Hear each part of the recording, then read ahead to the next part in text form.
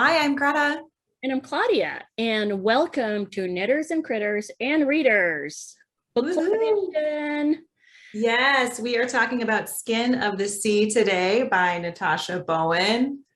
Just admire this cover for a second. It's got to be one of the most beautiful covers of last year, I think. Yeah, it really is. Mine is backwards, but it's beautiful. And I will admit that that was the first thing that caught my eye, but that was a good thing because Yeah. the story inside is amazing. And I hadn't read anything like it Mhm. before. So I am very glad that I saw it probably somewhere on Instagram. But It was a cover designed for Instagram. I feel like it just right? is so Yeah, beautiful. it is beautiful. For anyone who hasn't read the book, I'm going to give the synopsis, but be warned, like always, we talk about all the spoilers. So if you don't want things spoiled, come back after you've read the book. Yeah. But The Skin of the Sea follows Simi, who is a mamiwata, it's a mermaid, tasked with collecting the souls of people who have died and at sea and their bodies been thrown overboard as part of the transatlantic slave trade. When a living boy is thrown overboard and left for dead, Simi does everything she can to save him, unknowingly breaking an ancient law, and the punishment for which is death, not only for Simi, but for all Mamiwata. She must now travel to the Supreme Creator to make amends, but she's not alone. The boy, Kola, who she helped rescue, will help her as long as she helps him find his siblings. Danger lurks at every turn as they pass through poison landscapes, face terrifying creatures, and find themselves stalked by a vengeful god who will make sure they do anything, who will do anything to make sure they fail. Words. So that's the book in a nutshell. It was so good. It was such like a quick, fast-paced read. I feel like I read it all in like, I don't know, 2 or 3 days, probably. How Yeah. about for you?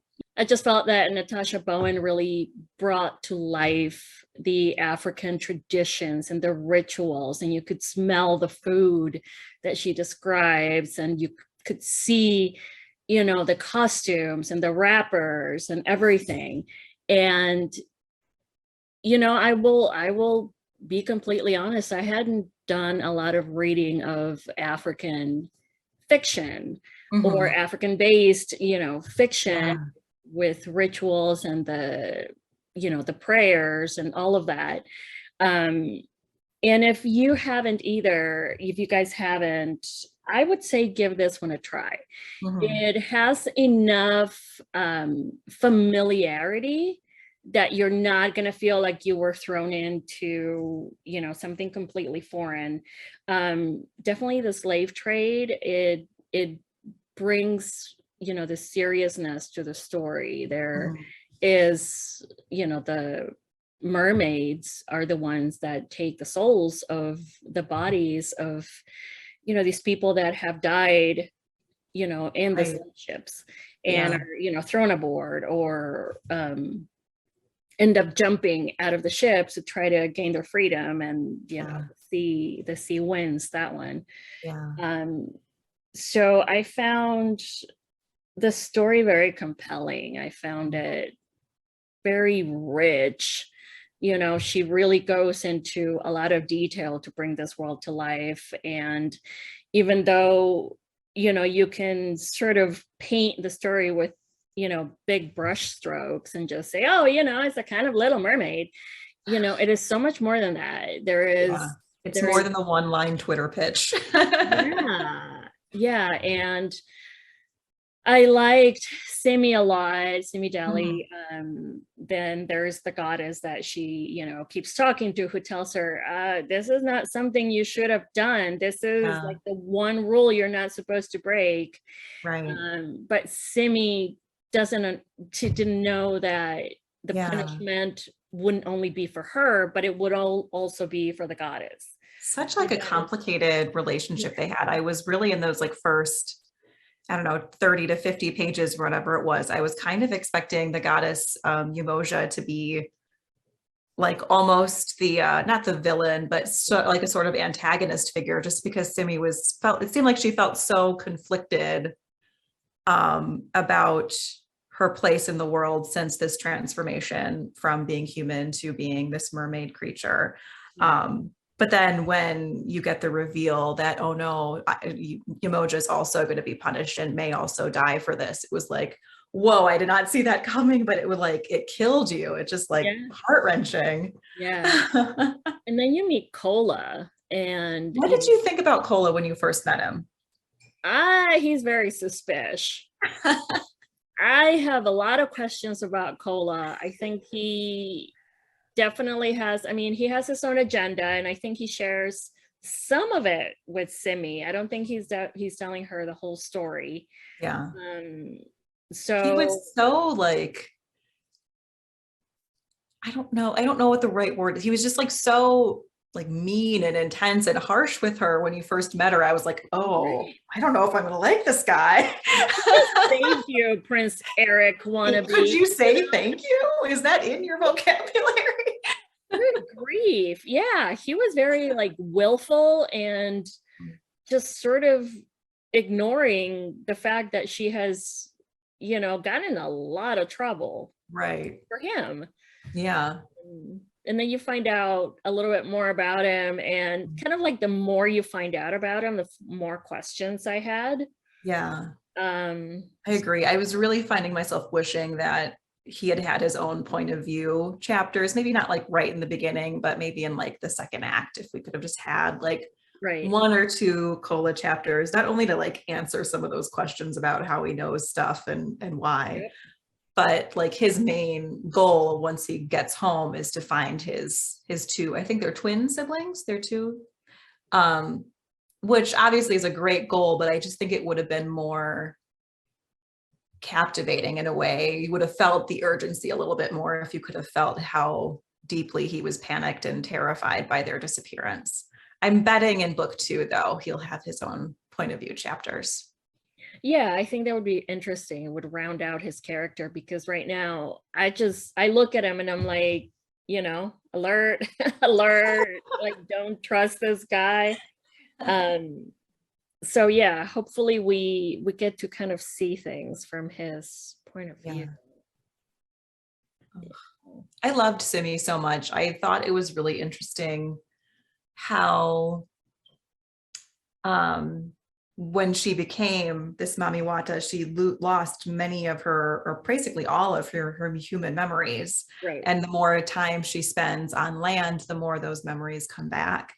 And I thought that was just a really like beautiful externalization of an internal question about who I am and what's my place, and do I want to be this, or do I wish I was still human, and like what's the way forward. I thought that was really beautifully done.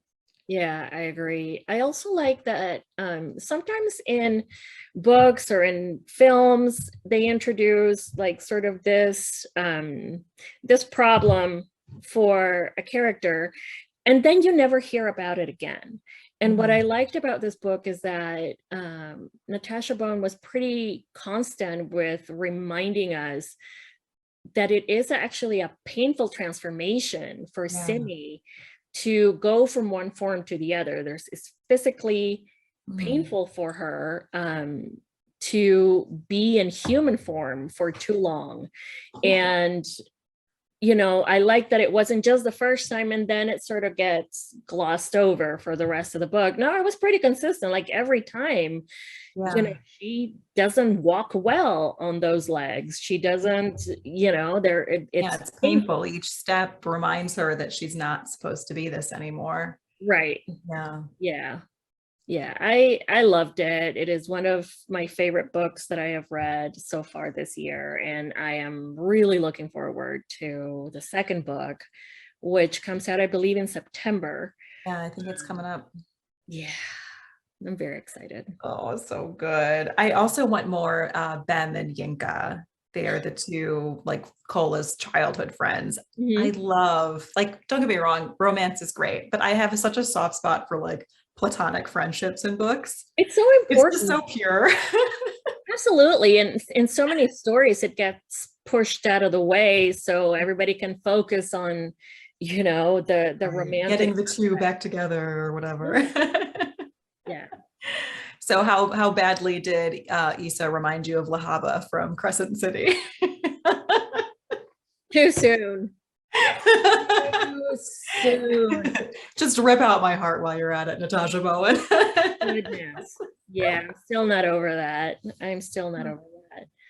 Yeah, it was a good Simi was amazing, but it's a good cast that surrounds her, from the goddess to Kola is a little dodgy, and I think that she's keeping sort of part of him hidden for a reason. I do too, yeah. But when you meet his family, when you meet the people that as they're making their way, they're all very fleshed out, and they're all very rich, and all the descriptions are so lush. And I really, really love this book. I'm excited to read the second part.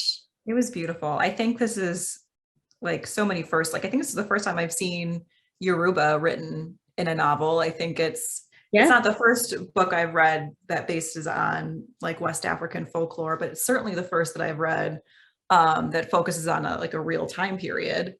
And it's just beautifully done, the way she handled everything. And she actually, I don't know if you read the author's note, but I just wanted to read something because I thought this was really beautifully written. She says, Black history doesn't start with slavery. An important aspect of Skin of the Sea for me is the positive depiction of ancient African knowledge, culture, and history, which are often insidiously and incorrectly presented as primitive. I just thought that was like perfectly encapsulating like her whole world building ethos in this book. And she did it so perfectly about painting like whole cultures and worlds that I certainly have never heard of before. And I feel like the loss of it. I wish I had had more now. So I'm like going to seek out more. It'll be great. Yeah, definitely. She's just beautifully written. This is a big thumbs up from both of us. We love this book. I'm very glad I ran into it wherever it is that I ran into it. And I've been recommending it wherever somebody goes, oh, I am like so tired of reading, this. I'm like, read this book. It's amazing. Yeah. You're going to love it. It's going to pull you in from like the first page. Yeah. Especially if you're not someone who like gravitates instinctively towards second world fantasy, like this is still Earth, like the rules of our world still apply, even if there's still magic. So like it'd be a good introduction for you if you're interested in more fantasy bent. And I also think like if you liked Children of Blood and Bone, which came out a couple years ago by Tomi Adeyemi, that's a second world fantasy based on West African folklore. But if you liked that, you'd love this book. So give it a try. Absolutely. Highly recommended. And let us know if you have read it, what you thought. And, if you are looking for something to add to your TBR pile, definitely consider adding this one. Yeah. And if you have any suggestions about what we should read and review next, drop that in the comments too. Yeah. As always, like and subscribe to our channel. And you can also find us over on Instagram if you're curious. All right, everyone. Bye. Till next time. Bye, guys.